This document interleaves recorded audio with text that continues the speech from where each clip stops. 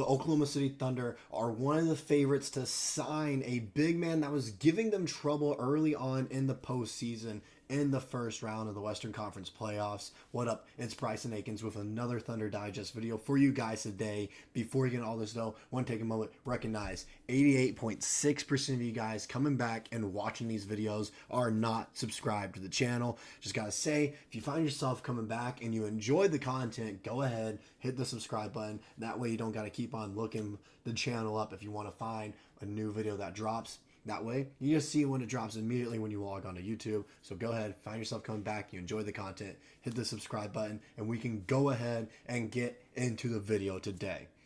The Oklahoma City Thunder are one of the favorite teams to sign big man Jonas Valanciunas. I know some of you guys hate me. I don't pronounce the names correctly. I got that one right today, and you can't tell me otherwise. I got it right this time with Jonas Valanciunas. As with this right here, you can see all the odds as the Kings are the favorites at the moment.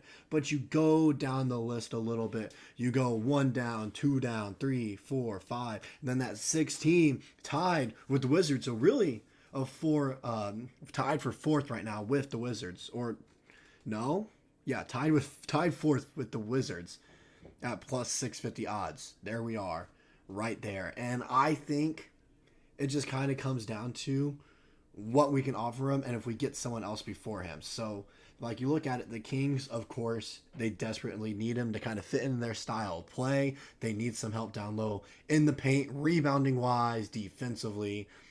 But so do we. And so I would think the only reason I see us this low on the odds list is because there are other guys on our radar that we're more interested in than Jonas Valanciunas. We're more interested in them. Like I've mentioned before, Nicholas Claxton and Hartenstein, I feel like are more higher up on our radar list than Jonas Valanciunas is. I feel like trading for someone is also higher on the list than going and signing Valanciunas. I feel like that is one of our worst case scenario situations. Oh, he's still available and we weren't able to get any of the guys that we really wanted. Let's go get him. So we fix this need for rebounding that we desperately need to fix. As if you guys remember throughout his voice crack again, sorry guys, voice is almost gone today, but if you remember throughout the entirety of his career, he's been known as this prominent old style big man where he's going to get boards, and defensively he's going to play well, he's going to contest shots. As you can see there in his first season of play, he only played 23 minutes a game. I know we're going way back for this one with 6 boards, but even the farther down you get, he really didn't start reaching his prime until Memphis, where he's getting 10 boards a game, 11 boards a game, 12 boards a game. Even the past few seasons in New Orleans with 11.4 in 2021 and 2022. Then 2022 to 2023 at 10.2. Then last season on a little bit more decreased minutes. And they also had the addition of Zion Williamson actually playing most of these games this year, around 50, I believe. So he only had 8.8.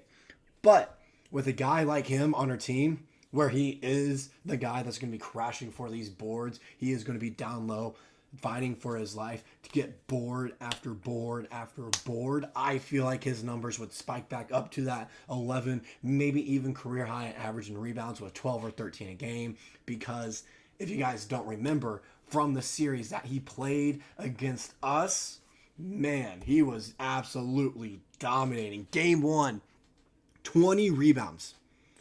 20 rebounds. And he had a decent day just, in general as well, with 13 points as well. Only 3 turnovers and 2 fouls. Also had a steal in there somehow. And he's shooting efficiently at 55% from the field. And this Thunder team, we love to take our high efficient shots that we know we're going to make like 6 times out of 10. We like to have all our guys trying to go 60% from the field. We were the best 3-point shooting team in the league last season, even though it didn't really translate to the playoffs. We're just one of those teams where we want our guys to be efficient, and I believe that's what Jonas Valanciunas does, as you can see throughout the rest of the playoffs too. In the next game, in game 2, he only had 7 boards, but he did leave early, 23 minutes of play, because we were up so big. The next game, he got injured, only had 4 rebounds in 12 minutes of play. Then that last game, when he actually played the entire time, had 13 boards there and 19 points. So he has this big size. He has this big body that allows him to bump down low, get these boards, go up for easy bump shots because he's just bigger and stronger than a lot of guys. And it reminds me of what Steven Adams kind of was for us when we had him on the team. That's what it reminds me of, and that's what it reminded me of if we were able to get him on this squad. Kind of be that role that we've been missing with him for a few years now. And it's one of those things, Steven Adams isn't out of the realm of impossibility to go get him. I feel like it might be one of those situations where at the end, if we haven't signed anyone that we want and it's left to, or what are we going to do regarding our big man situation, how we don't have any rebounders, it's going to come down to, do we sign Valanciunas or do we trade and get Steven Adams and sign to some of our guys eligible for extension on an extension? Sorry, my voice keeps cracking out there. It's going to be better tomorrow. I promise. I promise it will be. And you guys might be wondering, how bad was the rebounding in the playoffs, even in the regular season? Well, in the playoffs here, you look at this. Shai Gilgeous-Alexander was tied for first in rebounds on this team with Chet Holmgren with 7.2 a game. That's not great that our point guard has just as many rebounds as it says power forward, but he says he's our center. He's our starting center. That's not great. We can't know that. That's one of the reasons we lost in the semifinals, is because we couldn't out-rebound this big Dallas Mavericks team, and that's one of our needs that we saw early on in that series, even after the first game that we won, that we needed to go get some big man in the offseason. And then after that, J-Dub was 6.8. That's about what he usually does. Lou Dort 4.6, and after that, it's just no one's really getting boards. Giddey with 3.6. Wiggins 3.2, J. Will 3.2, who's supposed to be our backup center / power forward, only getting 3.2 boards a game. That's not the greatest in the world. Isaiah Joe 2.2. It just keeps on getting worse and worse, averaging 41.5 boards in the playoffs, 32 defensive boards. We need that number to get close to 40. 8.7 offensive boards. Like those are stats that really change the game. Majority of the time, the team that won the rebound battle. Majority of the time. I just want to go ahead and say that. That's just how it goes. That's how it goes. The team that won either the defensive rebound battle, but the team that usually wins the offensive rebound battle, if they can convert and they're a high efficient shooting team like we are, the team that wins that offensive rebound battle generally wins that game because of those second chance points. And teams that win the rebound battle in total, especially by numbers that some teams do, such as by like 8 or 10, they just utterly dominate a game. There's no competition whatsoever because they end up getting ahead by 15 because they're capitalizing off these missed opportunities from the other team, and they're getting these easy second chance points. And I think Jonas Valanciunas, like I said before, worst case scenario, that's who we go get. Because like I've seen many people talk about, and I agree with, he wouldn't fit in with what our scheme brings. He really, because he likes to play that old style play with the big man. He doesn't really stretch out the full floor. That's why I'm saying it's a worst case scenario.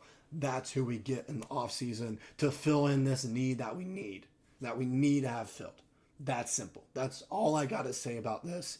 It's the worst case scenario. That's who we get. And the fact that this is the worst case scenario, then we're in a very good spot in those regards.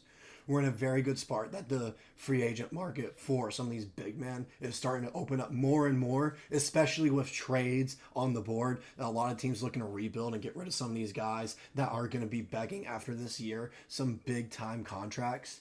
It is good. We're in a good spot right now to go get a big man, even if it's the worst case scenario, and Jonas Valanciunas or Steven Adams.